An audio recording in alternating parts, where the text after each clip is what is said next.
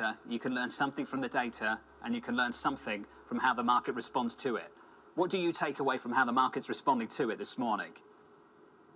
Well, I think we're getting a little bit over our skis, and we've done that before. This is our third, what I consider a bear market rally so far this year. We still have a Fed funds rate that is 250 basis points below inflation. So if you're telling me this is the all clear sign, I'm just not agreeing with you on that. I think we still have a lot of volatility to go. I don't think the Fed is going to stop because of this one number that we see. And you and I have spoken before about the oil and the energy component that we see going for the rest of this year. Remember, there's still European sanctions to go into place in December, along with all the other December items that you mentioned.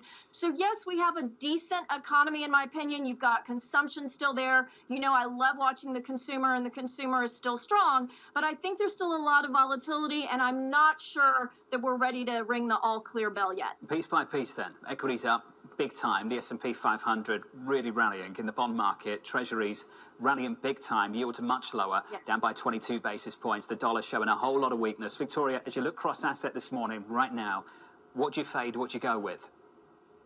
So we would be fading any of those names in your equity portfolio where you're a little bit overweight. You want to trim some of those names, take some money off the table. We have been extending duration in the fixed income part of our portfolio, so hopefully you've been doing that as well. If you're an investor, and increasing some of that duration there, because we knew yields were getting close to peak. If you're going to say terminal rate is somewhere around 5%, then peak 10-year rates were going to be somewhere around 4.25%, 4.30%. And we've hit that. 2 years around 475, 480, we've hit that. So I think you can expect duration to start, or yields to start coming down like they did today. Maybe we go a little bit further, but I would be extending duration in fixed income, trimming on the equity side. So I think a lot more people getting a lot more comfortable with the idea we've seen the bulk of the rate hiking cycle. I get all of that. So let's talk about the consequences. 400 basis points worth of tightening, there and thereabouts in 8 months. The consequences of that, Victoria, are we starting to see it now? And have you seen enough reaction from the C-suite that makes you say, okay, they're taking it seriously, they're resizing, readjusting, and I'm ready to buy? I'm thinking of Meta cutting 13% of the staff. I'm thinking of Snap cutting 20% of the workforce. Are you seeing enough of that to say, I think we're making the adjustment in C-suite and in corporate America?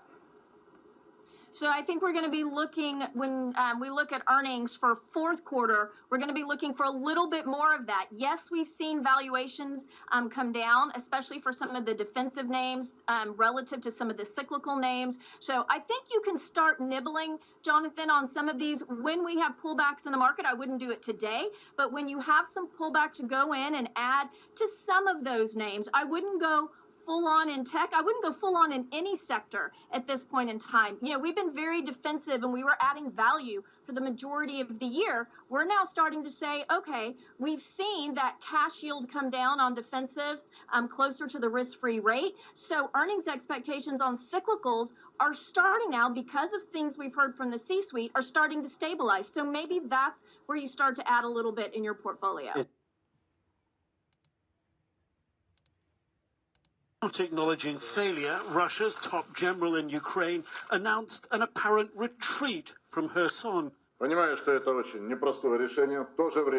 This is a very difficult decision. At the same time, we will save, most importantly, the lives of our troops and the overall combat effectiveness of the troops. An admission of defeat that has been foreshadowed for several weeks. Civilians forced to evacuate east across the strategic Dnipro River. The Russian flag gone from Kherson's main administrative building. Fewer troops on city streets, Russian checkpoints in the city gone. And significantly, Tuesday night, blowing several key bridges on front lines to slow Ukraine's advance. All indicative they're readying for retreat. Ukrainian officials remain cautious. Presidential advisor Mikhailo Podolyak tweeting, "Actions speak louder than words. We see no signs Russia is leaving Kherson without a fight.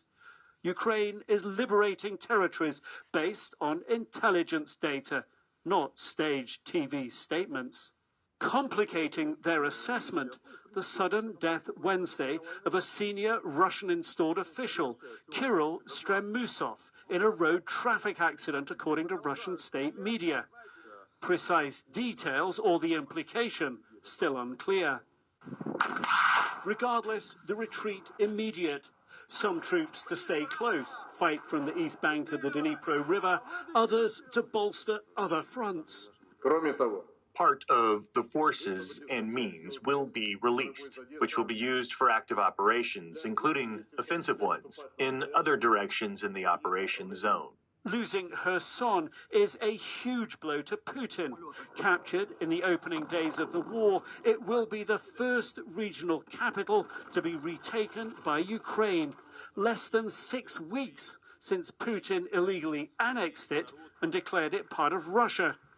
Ukrainian forces have been readying to retake Kherson for months and finally appear poised to do so, if it's not a trap.